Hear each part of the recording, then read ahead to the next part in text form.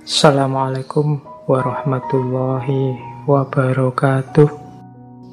Terus, akal dan perasaan. Akal, pertimbangan, dan perasaan hati diibaratkan kemudi dan layar jiwa yang mengarungi laut kehidupan. Jikalau patah salah satu layar atau kemudi itu, kau masih mengambang, namun terombang-ambing gelombang, atau terhenti lumpuh tanpa daya di tengah samudera. Akal yang sendiri mengemudi laksana tenaga yang menjebak diri, sedangkan perasaan yang tak terkendali bagai api yang membara, menghanguskan diri. Karena itu, ajaklah perasaan menjunjung tinggi akal budi, meraih puncak kebenaran sejati. Keduanya mewujudkan sebuah simfoni. Dan turutilah jiwamu membimbing perasaan dengan menggunakan akal pertimbangan, sehingga perasaan itu tetap hidup dengan setiap kebangkitannya, laksana burung fonik membubung tinggi dari tengah abu kebinasaannya. Jadi ini ada yang tanya, gimana tentang akal dan perasaan, rasio dan hati nurani? Katanya Gibran, katanya Al-Mustafa, akal dan perasaan itu seperti kemudi dan layar. Dua-duanya penting. Kemudinya ada, tapi layarnya rusak, tidak bisa bergerak. Layarnya ada, kemudinya rusak, tidak bisa diarahkan. Kalau hanya menuruti hati, perasaan tanpa akal, kadang-kadang kita kejebak, kita keliru, kita tersesat. Atau hanya menuruti akal tapi tanpa perasaan, ya tidak bisa bergerak. Rasanya hidup ini kering, tidak ada rasanya. Jadi dua-duanya dalam hidup harus sama-sama jalan. Tidak usah disendiri-sendiri. Pak, saya kan filosof, akal yang di nomor satu kan. Tidak. Akal tanpa perasaan kering, perasaan tanpa akal tidak terarah. Dua-duanya penting. Akal kita harus hidup, perasaan juga harus hidup. Seperti layar dan kemudi dari sebuah kapal. Oke, terus penderitaan. Ya, derita. Ini masih panjang. Jam 12 nanti selesainya. Oke.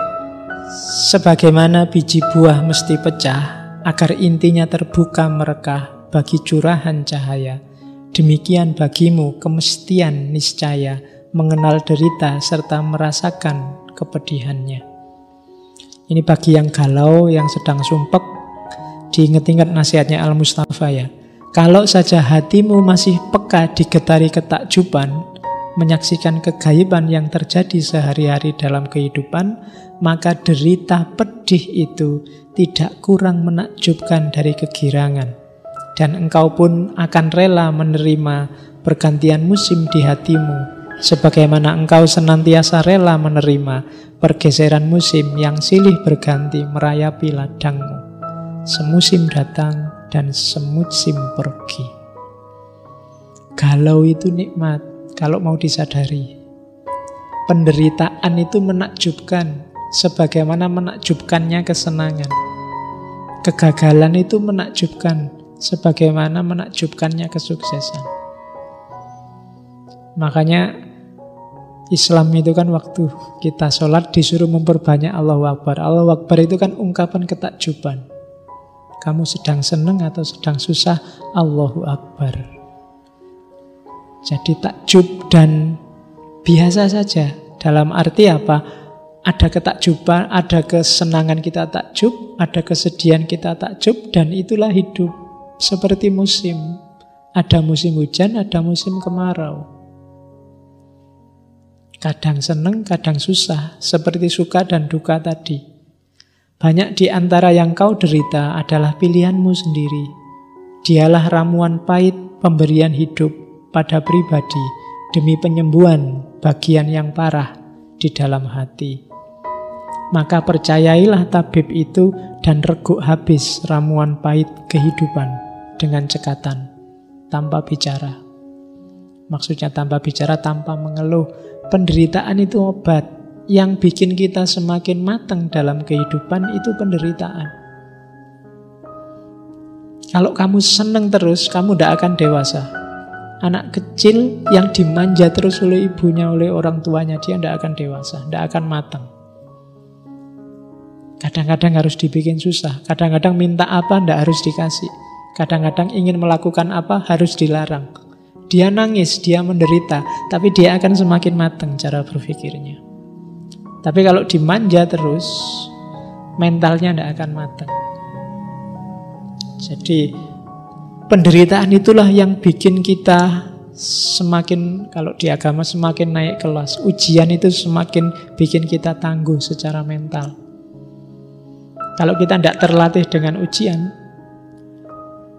agak susah menghadapi kehidupan. Mahasiswa yang sejak semester 1 IP-nya 3,9 cum laude terus, dapat E itu bencana, dia tidak akan siap. Tapi mahasiswa yang sejak awal E-nya oke, E itu biasa dia lebih tangguh menghadapi penderitaan nilai E. Oh iya kan?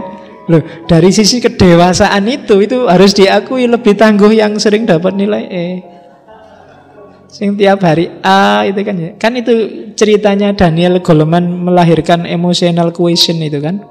Ada mahasiswa nilainya A terus.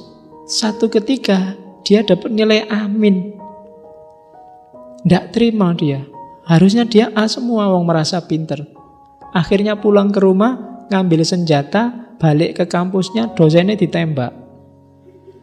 Loh kan, tidak mateng secara mental. Dari situ nanti Daniel Goleman merumuskan emotional quotient-nya. Jadi jangan salah, penderitaan itu bikin kamu tangguh. Sekali dapat nilai E mungkin kamu sumpek, tapi 2 kali sumpeknya tinggal setengah. 3 kali tidak terlalu sumpek lagi. 4 kali biasa. Loh kan ngono. 5 kali mungkin kamu heran, loh kok nggak dapet E sekarang ya. Jadi itulah manusia. Jadi jangan khawatir, penderitaan bikin kamu tangguh, kesusahan bikin kamu tangguh. Yang tiap hari duitnya cukup, tidak pernah kurang duit. Begitu kurang duit, dia akan pontang-panting kesulitan kayak kiamat mau datang. Tapi yang tiap hari krisis, tidak pernah punya duit, itu ndak masalah, ndak ada duit, selalu punya jalan untuk mengatasi. Paling ndak kan pindah-pindah kos-kosan teman-temannya. Nanti kan ada jalannya ke sana. Oke, untuk malam hari ini saya cukupkan sekian dulu. Mohon maaf kalau ada yang kurang berkenan, mungkin 1-2 kekurangan apa, mohon dimaklumi. Kalau ada kekhilafan, kealpaan yang teman-teman ngerti benernya seperti apa, ya silahkan disampaikan. Kurang lebihnya mohon maaf. Wallahul muwaffiq, wallahu a'lam bissawab. Wassalamualaikum warahmatullahi wabarakatuh.